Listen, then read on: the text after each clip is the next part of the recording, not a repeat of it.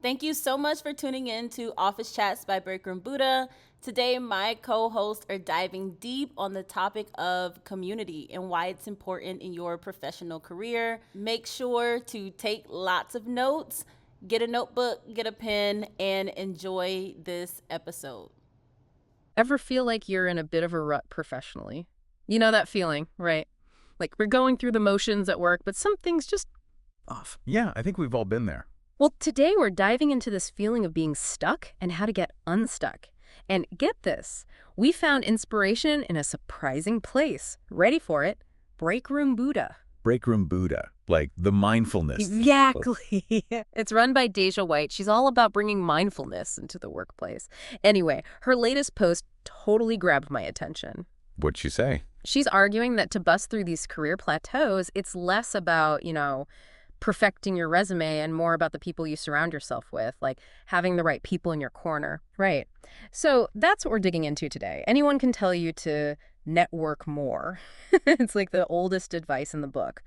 But White gets into the nitty-gritty of why this matters and the kinds of communities that can actually make a difference. So where do we start? Well, she starts with this idea that feeling stuck is often because we don't have the right people in our lives. Makes sense. And I don't just mean for networking, though that it's a nice bonus, right? Oh, sure. But she's talking about genuine support, like people who get to you, and also how those connections can lead to new opportunities you might not have even considered otherwise. It's almost like that saying your network is your net worth, but for your career. Right. 100%. And there's actually a lot of research to back this up. I mean, think about it. Humans are social creatures. Right. We're hardwired for connection. And our networks, they don't just impact, who we know and what jobs we hear about, but also how we think. Big time. If you're constantly around people who are pushing their own boundaries, taking risks, you're way more likely to do the same. That's true. So feeling stuck might actually be less about you and more about needing a more, stimulating environment, a change of scenery, so to speak. Totally. So how do we find these magical career-boosting communities? Well, White breaks it down into 3 main types, which is helpful, right? Love a good framework. Me too. Yeah. So there's professional associations, then there's local meetups, and I thought this one was interesting, co-working spaces. Co-working, huh? Yeah. And honestly, some of the specific examples White gave, I would not have thought of them myself. Okay, I'm intrigued. Let's break it down. What's the deal with professional associations? So White is all about that credibility boost. She says professional associations are where it's at for that. Yeah, I can see that. When you're part of a well-respected organization in your field, it says something, right? Exactly. And not just to, potential clients or employers. It can open doors to speaking gigs, leadership positions. Yeah. Things you might not have even considered being accessible before. Which is huge. But then, there's the flip side. Oh, there's always a flip side. Right. Sometimes professional associations can feel a little... A little what? Don't hold back. Okay, a little stuffy. You gotta wear your serious pants to those meetings. Fair enough. So where do the sweatpants come in? Local meetups. That's where White says you find your people, your tribe. Based on? Shared passions. It's way less about career stuff and more about connecting with people who geek out about the same things you do.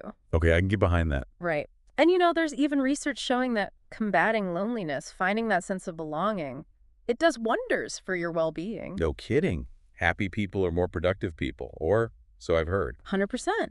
And that impacts your work life too, right?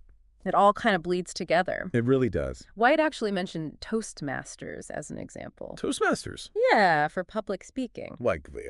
I know, it sounds kind of old school, but it made me realize even if your job isn't about being on stage, being able to speak confidently, to command a room. Oh, it's invaluable. Yeah. In any field. Exactly. Okay, but co-working spaces. This is where things got really interesting for me. What do you usually picture when you think co-working? I'd say startups, freelancers maybe, beanbag chairs, kombucha on tap. Right. But White mentioned this place called The Wing. It's specifically designed for women. Interesting. Right. And it made me think about how crucial it is to see yourself reflected in these communities. Representation matters. It's huge. And it circles back to that whole environment influencing mindset thing we were talking about. Totally. When you're surrounded by people who get the unique challenges you face, who've walked a similar path. It's empowering. You feel seen, you feel heard, and that alone can be a game changer. And let's not forget the practical perks of co-working. You mean? Better coffee than your kitchen counter. Amen to that. Okay, so we've got our 3 communities: professional associations for credibility, street cred. Local meetups for that sense of belonging and passion projects. And co-working spaces for that motivational energy boost. And, of course, the fancy coffee. But hold on, there's one more piece to this puzzle. There's more. It's not enough to just, like, show up at these places. White talks about being intentional. Intentional how? You've got to figure out what you want to get out of these communities. Are you searching for a mentor? Ooh, a mentor. Someone to bounce ideas off of? Just a place to, like, geek out about your hobbies without judgment? Makes sense. Right. Yeah. Knowing your why helps you find the right fit, the community where you'll actually thrive. I love that. So much better than just blindly showing up and hoping for the best. Exactly. So for everyone listening, here's something to chew on. What type of community is calling to you right now? What piques your interest? Yeah, which one are you most drawn to? And more importantly, what's one tiny step, one small action you can take this week to explore it? It could be as simple as, like, Googling local meetups in your area or checking out the website for a professional organization. It's true. It doesn't have to be this huge, daunting thing. Small steps lead to big changes. They really do. And, finding your people, your tribe, it's not like a one-and-done situation. It's a journey. Oh, it totally is. What you're interested in now might evolve over time. Your career path might take unexpected turns. And that's okay. Stay curious, stay open to new connections, because you never know what amazing opportunities are waiting just around the corner. And that is a perfect note to end on. Thank you so much for tuning in to this episode of Office Chats presented by Breakroom Buddha. I hope you learned a ton so that you can take it into your own career and make the best decision that's right for you in this season of your career. Stay tuned for the next episode.